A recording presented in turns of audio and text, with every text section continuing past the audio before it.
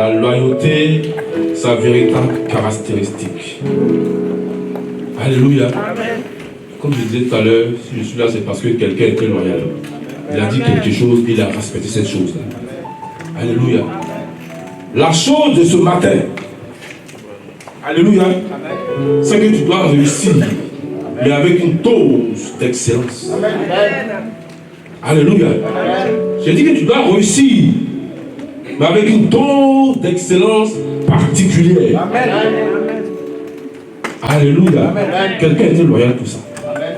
Tu dois réussir avec une dose d'excellence particulière. Et pour ça, tu dois être greffé à une lignée à succès. Mais pour vivre avec cette lignée à succès là, il te faut la loyauté. Amen. Alléluia. Amen.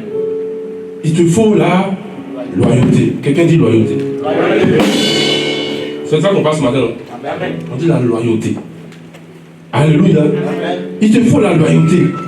Et pour bénéficier d'une excellence particulière qui découle, qui vient de cette lignée-là, il te faut vivre dans la loyauté. Amen. Tu dois absolument être loyal. Amen. Si tu peux noter, il faut noter ce matin, je vais faire 2-5 minutes d'enseignement et puis après je vais commencer à prêcher. Alléluia. Amen. Tu dois réussir avec une dose d'excellence. Dieu n'a pas parlé pour rien. Dieu ne s'est pas donné pour rien.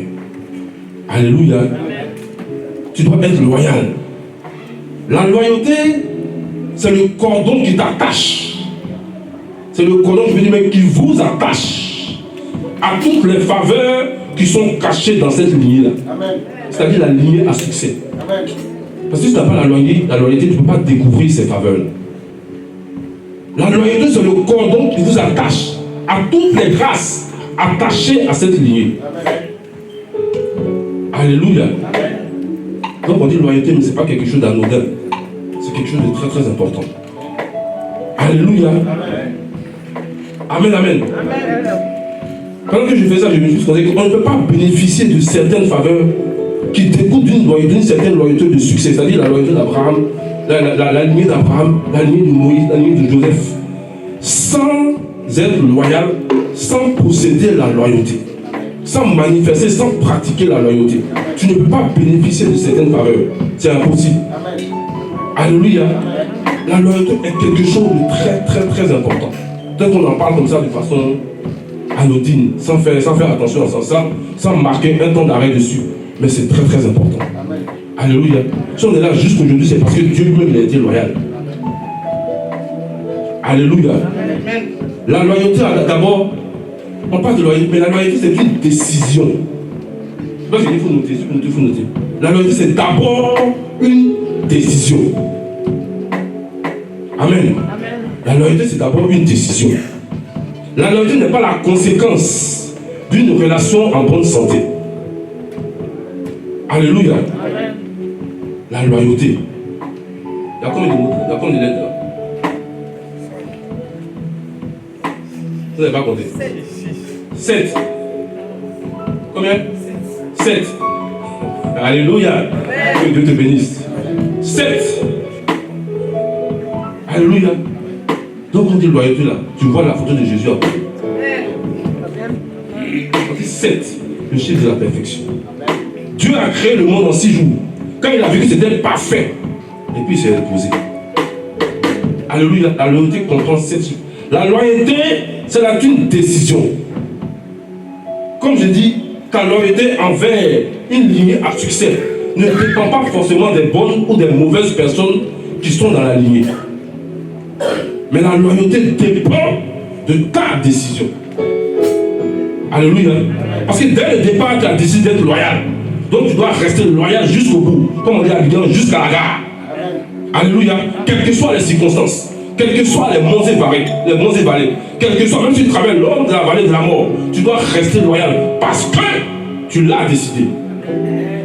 Alléluia. C'est une décision. Amen.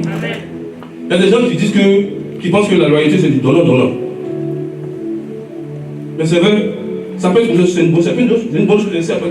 c'est bon aussi. Alléluia. Ça peut être bon si c'est comme ça. Mais quand on est mature et quand on a compris certains enjeux de la vie, on n'attend pas que l'autre soit loyal, qu'on n'a pas forcément loyal pour être loyal. Amen. Alléluia. Amen. Quand on est mature, on n'attend pas d'être loyal d'abord. Tu es loyal parce que tu as décidé d'être loyal. Donc n'attends pas à ce que l'autre soit loyal avec toi. Dieu n'a pas attendu à ce que nous soyons loyaux. Alléluia. Amen. Il n'a pas attendu ta loyauté. Il n'a pas attendu de ce que tu viens de lui dire que Seigneur, je serai loyal. Non. Il a fait les choses parce qu'il voulait le faire. Par sa bonne volonté. Et il a été loyal jusqu'au bout. Ce qu'il a dit, il a accompli. Alléluia. Alléluia. La loyauté. Amen, amen. On reste loyal. Vous savez pourquoi on reste loyal? On reste loyal parce qu'on a compris que c'est de là qu'on recevra ce qu'on recherche. On reste aussi loyal parce que dans cette affaire-là, on est les bénéficiaires. Quand tu restes loyal, à la fin, tu es toujours bénéficiaire. Alléluia. Quand tu restes loyal, à la fin, tu ne perds pas au change. Tu es toujours bénéficiaire. Alléluia. C'est pour ça que je dis tout à l'heure, quand on est adulte, là, quand on a compris certaines choses de la vie, on ne doit pas fonctionner comme un enfant. Parce qu'un enfant ne tient pas compte de ce qu'il bénéficie ou de ce que l'autre bénéficie. Alors que quand tu es adulte, tu dois absolument réfléchir comme le grand maître, Jésus de Nazareth. Amen. Alléluia. Amen. Jésus a tout subi. Il a tout subi. Parce qu'il savait que dans cette histoire, c'était lui qui était le grand bénéficiaire. Amen. Il a accepté le sacrifice. Amen. Alléluia. Amen. Il a accepté le sacrifice. Parce qu'il savait que devant, il était le grand bénéficiaire. Amen. Toutes les âmes qui étaient gagnées, c'était pour lui. Amen. Les familles, c'était pour lui. Il est même allé chercher la clé que le diable avait prise. Il était le grand bénéficiaire. Alléluia. Amen. On peut dire tout ce qu'on veut, mais il a accepté le sacrifice parce qu'il savait que devant, tout lui revenait. Et jusqu'aujourd'hui, il est le grand bénéficiaire. Et il le sera toujours, parce que tout ce qu'on fait, toute la gloire lui revient. Amen. Alléluia. On dit toutes choses concourent au bien de ceux qui aiment Dieu. Donc tout ce que tu fais, quel que soit ce que tu fais, c'est Dieu qui est bénéficiaire. Alléluia. On dit tu es né pour l'adorer, tu es né pour sa gloire, tu es né pour le magnifier. Sans lui, tu ne peux rien. Sans lui, tu ne connais rien. Sans lui, tu ne peux rien faire. Alléluia. Amen. Donc il a récupéré la clé que le diable avait prise. Amen. Tu peux aller prendre la clé dans la main du diable. Mais ça, il est dangereux. Alléluia. Amen. Voilà pourquoi je dis tout à l'heure qu'un adulte doit accepter le sacrifice. Amen. Parce que c'est que devant, il est le bénéficiaire. Alléluia. Amen. C'est pour ça que dans la vie, là, vous devez connaître où sont vos déficits. Chacun doit connaître où sont ses déficits. Alléluia. Parce que quand tu es capable de connaître, de savoir ce qui te manque, alléluia, tu sauras respecter ce que tu es en train de recevoir. Amen. Amen, amen, amen, amen. Alléluia. Amen. Mais celui qui ne sait pas respecter ce qu'il reçoit, ça veut dire qu'il ne sait même pas ce qui lui manque. Amen. Amen. Il ne sait pas ce qui lui manque. Mais celui qui sait ce qui lui manque, il saura respecter ce qu'il reçoit. Amen. Alléluia. Amen. C'est pour ça que Dieu est venu avec la loyauté. La loyauté de Dieu est infaillible. Personne ne peut égaler la loyauté de Dieu. Personne ne peut se comparer à la loyauté de Dieu. Nul ne peut se comparer. On a entendu parler de nombreux dieux. Des dieux en pierre, des dieux en bœuf, en animal, des dieux qui sont des dieux avec des masques. Mais la Bible dit que tous ces dieux-là sont morts. Ils sont restés dans le tombeau. Et moi, mon Jésus que j'adore. La Bible dit le troisième jour, il a vaincu le tombeau. La pierre s'est roulée sur lui, il est sorti. Un gars comme ça doit t'amuser lui. Alléluia. Amen, amen.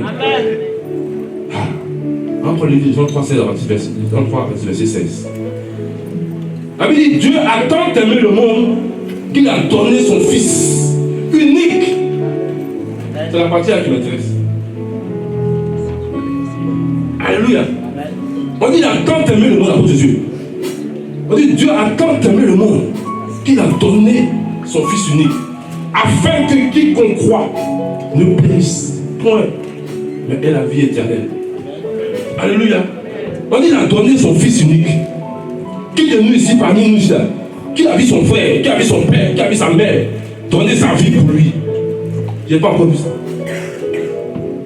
Qui a vu son épouse, à qui il a acheté même des milliers de voitures, des maisons, donner sa vie quand il était malade pour sauver? On dit Dieu a donné son Fils unique. On n'a pas dit qu'il avait 5 fils, 10 fils. On dit qu'il avait un seul Fils qui est né par la vertu du Saint-Esprit, qui n'est même pas né comme les humains. Un Fils unique. Alléluia. On dit Dieu a tant aimé le monde qu'il a donné son Fils unique. Ça veut dire que son Fils s'est sacrifié. On dit il y a 2000 ans, il avait payé le prix. Ça veut dire qu'il était crucifié sur la croix. À 2000 ans, il a payé. Ça veut dire à partir de maintenant, tellement il était loyal, tellement il a dit qu'il allait nous sauver, il a donné son Fils unique pour que le prix soit payé, pour qu'on soit sauvé, pour qu'on ne soit plus accusé. Parce que pour que toutes les ordonnances de nous accuser soient déchirées, soient jetées, soient bafouées. Alléluia. On dit qu'il a donné son Fils unique. Tu as simplement à croire en lui, c'est tout ce qu'il te demande. Simplement que tu puisses croire en Jésus-Christ de Nazareth.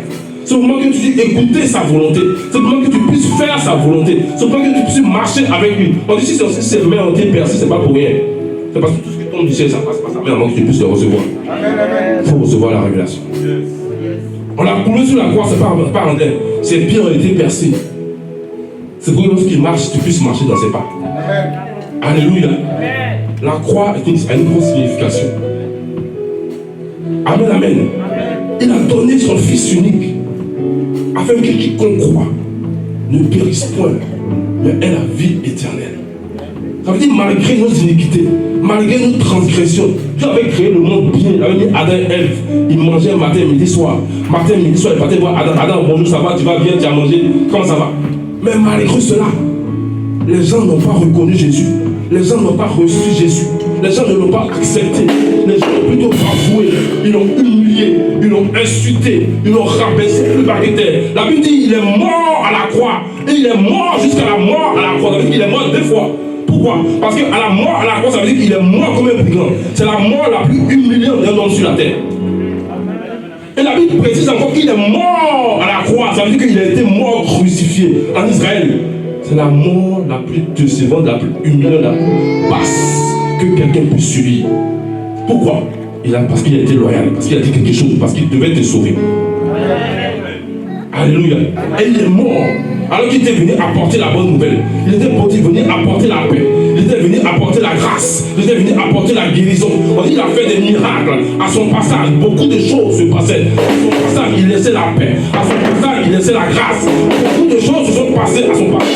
Mais malgré cela, les hommes ne l'ont pas reconnu. Les hommes ne l'ont pas accepté. On dit la lumière est venue, mais les hommes n'ont pas reconnu la lumière. Et elle est repartie. Il était venu apporter tout ça. Mais malgré ça, ils l'ont crucifié. Alléluia. Quelqu'un qui était venu, c'est pour apporter la paix. Il était venu sans armes. On dit quand tu le voyais, il allait porter un petit régaba, sans couture. Hein? Sans petit régaba, sans valeur. C'était pas Lacoste, c'était pas Adidas. C'est un petit job. Rien. Allez. On dit il avait venu éclat, mais il marchait. Mais malgré ça, il avait beaucoup de puissance dans lui. Il était rempli de puissance. Il était rempli de l'esprit. Il était rempli de manifestations. Alléluia. Alléluia. L'apôtre nous demandait, mais Seigneur, mais on marche avec toi depuis longtemps. Mais on prie. Mais nos prières ne marchent pas. Pourquoi? Alléluia. Et puis là, on a une petite prière à faire. Vous connaissez la prière. Alléluia. Pas de la répéter ici, vous la connaissez. Alléluia. Il dit, Seigneur, on marche avec toi depuis longtemps. Mais ça ne marche pas. On prie, mais ça ne marche pas. On dit, quand la tête est là, Jésus ne porte pas le chapeau. Jésus est là, quand tu fais un miracle. On peut faire ça, Adam. Quand même, il faut voir. Alléluia. Mais on dit, malgré cela, Jésus était là. Il a fait des miracles. Il a guéri des personnes. Il a été loyal dans tout ce qu'il disait. Quand il disait quelque chose, il le faisait. Il dit que ton oui soit un oui et que ton non soit un non. Et il a appliqué cela. Alléluia. La véritable loyauté vient de Christ Jésus. Amen, amen. Il est la loyauté. Et il est dans la loyauté. Et il est dans sa loyauté. Alléluia. Il est avec la loyauté. Et la loyauté est avec lui.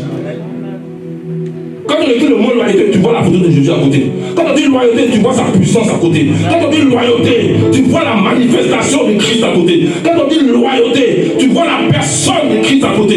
Il est la loyauté personnifiée dans ce monde. Personne ne peut l'égaler. Ne doute que personne ne peut l'égaler.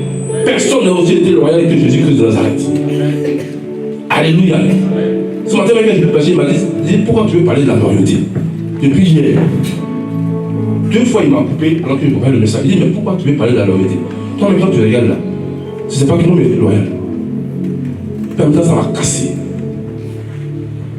Il dit, pourquoi tu veux parler de la loyauté? Longtemps je suis venu, longtemps j'ai manifesté des choses. Longtemps, je leur ai prouvé que j'étais loyal. Longtemps, je leur ai dit ce qu'il fallait faire pour qu'ils puissent sortir de l'engrenage. Longtemps, j'ai dit que j'avais posé des plans de paix et des plans de bonheur. Mais personne n'a écouté. Pourquoi aujourd'hui veux-tu parler de la loyauté? Quand tu te regardes, n'est-ce pas que j'ai été loyal? C'est pas ce matin que j'ai pris la parole, je dis, mais quand vous voyez déjà, ça veut dire que Jésus était loyal. C'est pour ça que je suis là. Alléluia. Amen. La loyauté de Christ n'est plus approuvée. Alléluia. On va prendre Jean 14, verset 18. Alléluia. Regarde le monde entier. Regarde tous les matins quand tu te lèves. Dieu permet que tu ouvres les yeux, que tu puisses voir la lumière du jour. Tous les matins quand tu te lèves, Dieu permet que ton souffle de vie soit renouvelé. Dieu permet que tu te lèves, Dieu permet que tu puisses descendre de ton lit. Tous les matins quand tu te lèves, Dieu permet que tu puisses ouvrir la bouche pour dire bonjour à ton époux, bonjour à tes enfants. Tous les matins quand tu te lèves, Dieu permet que tu puisses même ouvrir la bouche. Ne serait que pour lui dire merci, même si tu ne le fais pas. Mais lui, il sait que normalement tu dois le faire, mais tu ne le fais pas. Tout ça, c'est la loyauté de Dieu.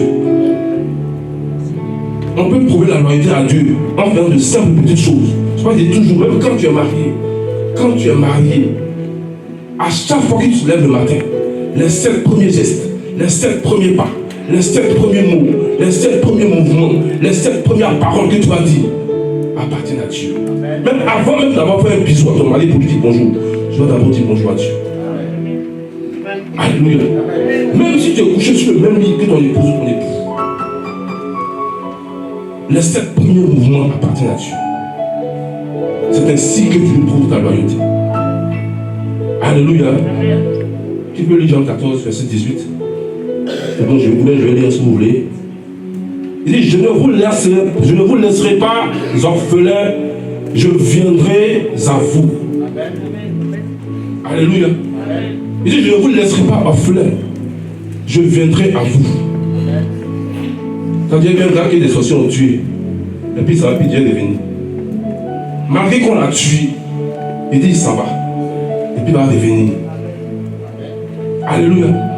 Tu as tué quelqu'un. Et puis là, malgré que tu l'as dénigré, malgré que tu as commis de nombreux péchés, plus nombreux que le chemin de ta tête. Mais ne regarde pas ça. Il regarde le peu de bien que tu as fait. Il dit, je reviendrai. Alléluia. Il dit, je reviendrai. Je ne te laisse pas orphelin. Alléluia. Parce que dès le commencement du monde, il avait déjà dit. Il dit, j'ai pour vous des plans de paix et des plans de bonheur. Et dans ces plans-là, il y a le fait que Jésus soit présent à tes côtés. Il dit, je ne vous laisse pas orphelin. Je reviendrai et je serai avec vous. Alléluia. T'as dit à toi, tu tues quelqu'un. Et puis cette personne te manifeste encore son amour. Ne te dit qu'il va revenir pour être avec toi. Pas pour te faire du mal, pas pour se venger, pas pour te tuer aussi parce que tu l'as tué. Mais il vient encore pour te faire vivre dans l'opulence, pour te faire vivre dans le bonheur, pour te faire vivre dans la grâce. Amen. Alléluia. Pour veiller sur toi. Même quand il est au ciel, il veille sur toi. Alléluia. Amen. J'aime ce Jésus. On va prendre Jean 15, verset 26. Il dit, quand sera venu le consolateur que je vous enverrai de la part du Père, l'esprit de vérité tu viens du Père et il rendra témoignage de moi. Amen. Alléluia. Amen. Je pense que je n'ai pas besoin d'expliquer. Alléluia. Pas besoin d'expliquer, c'est clair. Alléluia. Il dit quand sera venu le consolateur, que je vous enverrai.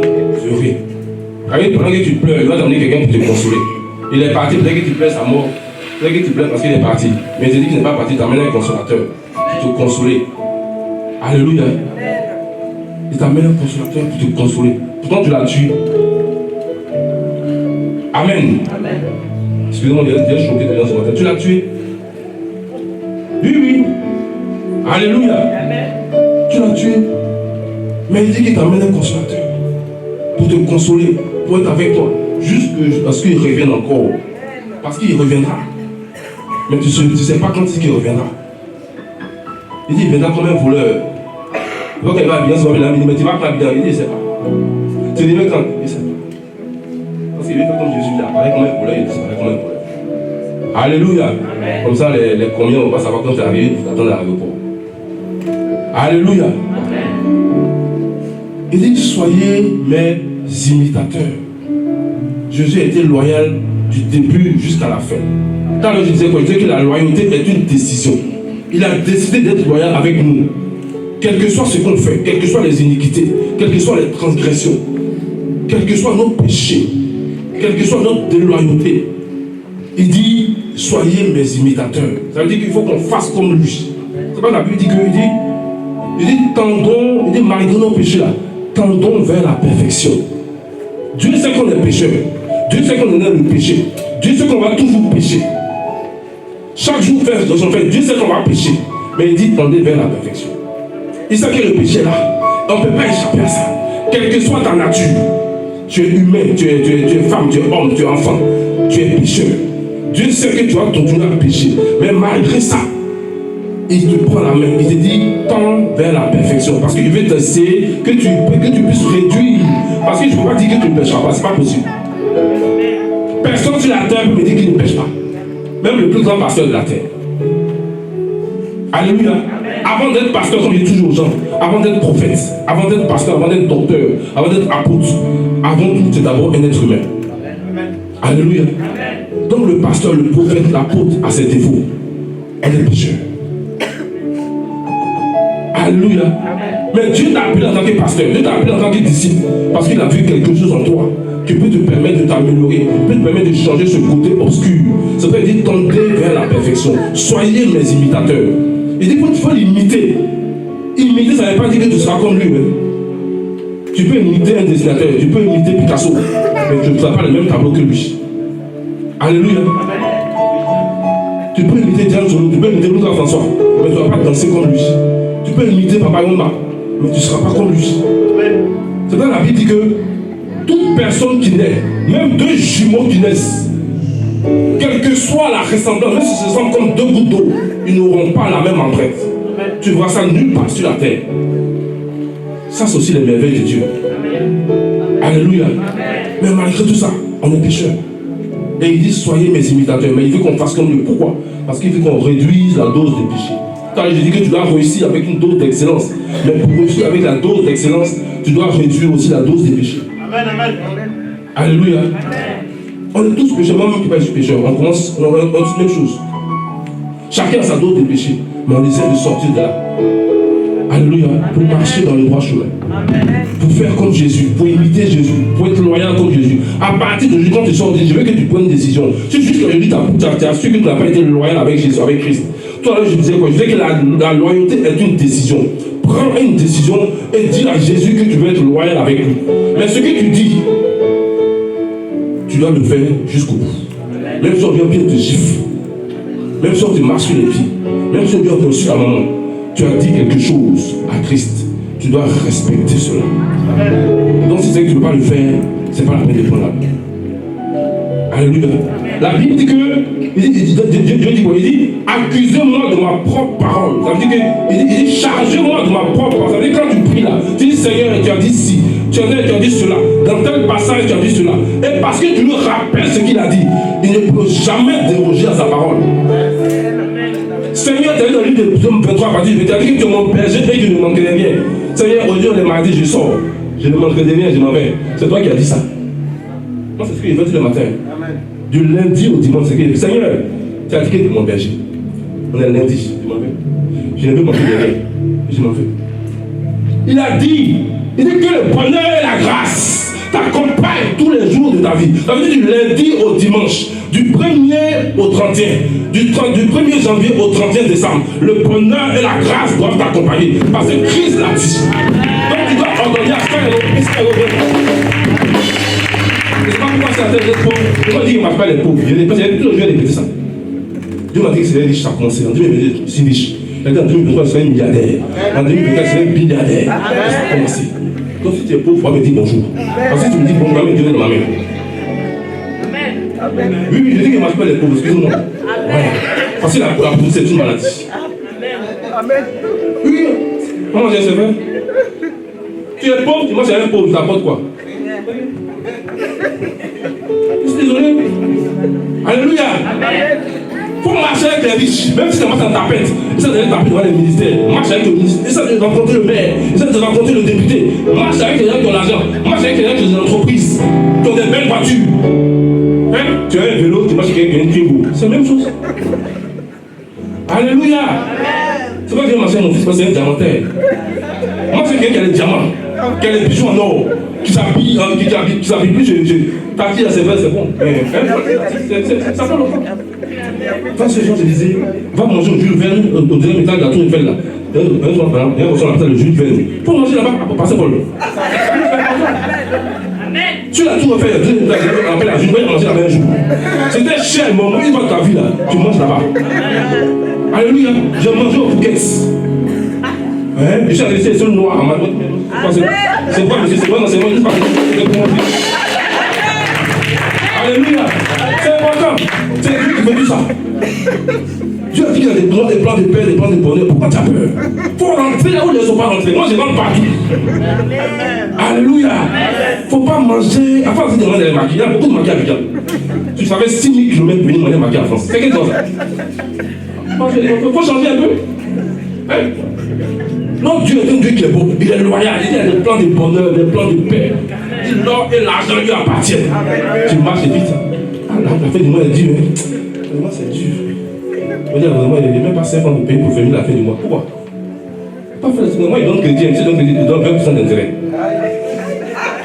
Oui. Il peut donner un crédit, mais tu me donnes 20% d'intérêt. Parce que je n'aime pas les pauvres. Si il fait ça, tu seras riche. Si il fait ça, tu ne seras pas riche. Tu vas toujours chercher en bas. C'est pas bon. Alléluia. Tu peux donner un crédit si tu veux, mais tu me donnes 10% 20% d'intérêt. Si c'est d'accord, viens me voir à la fin du crédit. Alléluia. Arrête d'être pauvre. Il dit soyez mes imitateurs. Soyez mes imitateurs. On n'est jamais passé dans une ville, dans une contrée, dans un village où on dit que Jésus a eu faim. Sauf quand il est parti faire les 40 jours de jeûne sur la montagne, on dit que Jésus a eu faim. Parce qu'il a jeûné 40 jours sans boire, sans manger. Là, c'est normal qu'il ait faim. Même un être humain, même avant de moyen beaucoup là, même 3 jours là, tu as faim. Alléluia. Mais il dit soyez mes imitateurs. Ça dit partout où il passait, il ne manquait de rien. À cause de sa prestance, à cause de sa personne, à cause de sa loyauté, à cause de ce qu'il avait dit. On dit même à 12 ans, il surprenait des gens par son enseignement, par sa maturité. Alléluia, par son éloquence. Soyez les imitateurs de Dieu. Quand tu sors d'ici, alléluia, prends une décision et dis à Dieu que tu veux être loyal. Mais je t'en supplie, il faut respecter ce que tu as dit. Si tu peux poser une alliance, c'est pas une alliance. Mais l'alliance aussi, il faut la respecter. Parce que Dieu marche avec des alliances. Alléluia. Dieu marche avec des alliances. Fais une alliance avec Dieu, mais il faut que tu respectes l'alliance. Comme je t'ai dit, même si ta femme t'insulte, même si ton fils te manque de respect, même si ton frère te manque de respect, même si ton meilleur ami vient t'insulter, tu dois respecter ce que tu as dit. De la même manière, on dit Job a été intègre. Job était l'un des plus riches de l'Orient. Il avait tout. Il avait 10 enfants, beaucoup de bœufs, beaucoup de brebis, de moutons. Il mangeait bien. Donc, tous les samedis, c'est un de ses fils qui venait faire et puis il invitait tout le monde. Et puis se retrouver sur le pied, manger. On dit la paix, tous ses fils, un seul coup. Mais malgré cela, il n'a pas changé d'attitude. malgré qu'il avait mal, malgré que Satan lui a amené beaucoup de blessures, on dit qu'il n'a pas changé d'attitude. Alléluia. C'est ça qu'on appelle aussi la vraie loyauté. C'est-à-dire qu'il est resté intègre. Il est resté intègre. Il n'a pas changé de comportement. Alléluia. Nous aujourd'hui, quand on a mis les 200 €, quand ça finit, quand ça vient, c'était dur, vraiment, il ne peut pas payer la dîme, pas payer le franc parce que vraiment, alléluia. Je ne marche pas avec les pauvres. Je n'aime pas les pauvres. Alléluia. La loyauté de Dieu te permet d'atteindre un certain niveau. La loyauté de Dieu permet de comprendre certaines choses dans la vie. Quand tu es loyal avec Dieu, Dieu t'emmène à certaines hauteurs. Il te fait visiter le surnaturel. Tu vois des choses que les yeux des hommes ne peuvent pas voir. Alléluia. On va lire le dernier passage. 1, 2 et 3. Aïe.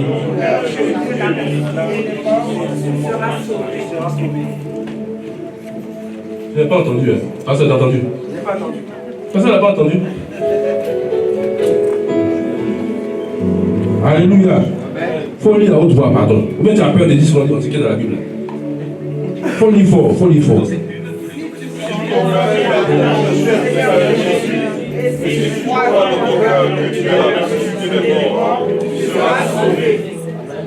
Alléluia. Qui a compris?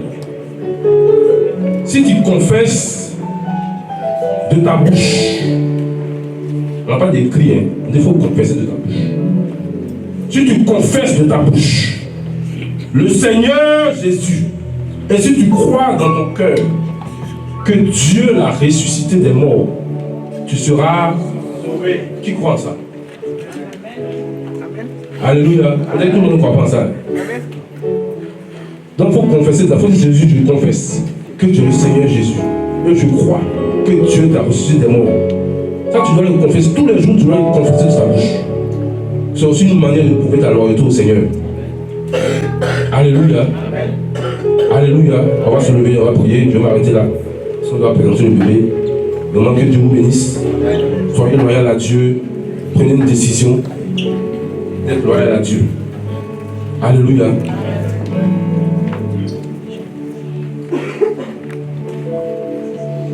Je vais juste qu'on chante un petit chant. Il me faut te chanter.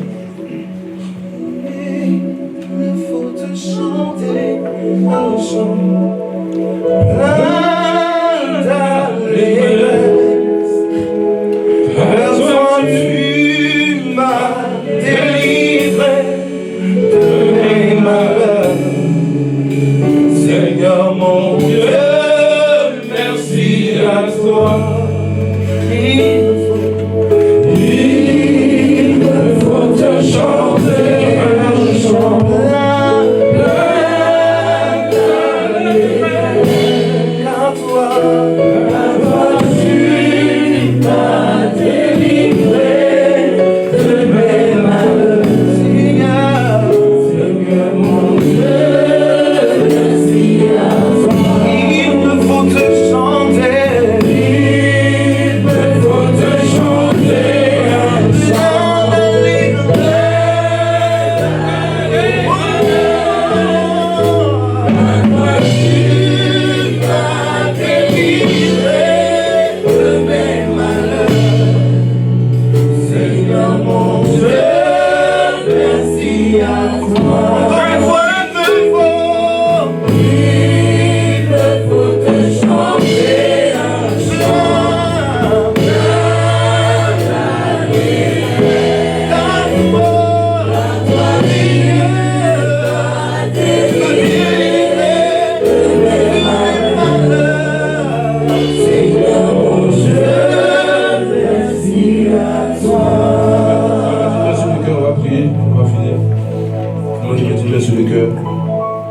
Éternel, mon Dieu, mon roi, Dieu d'Abraham, d'Isaac, je te dis merci.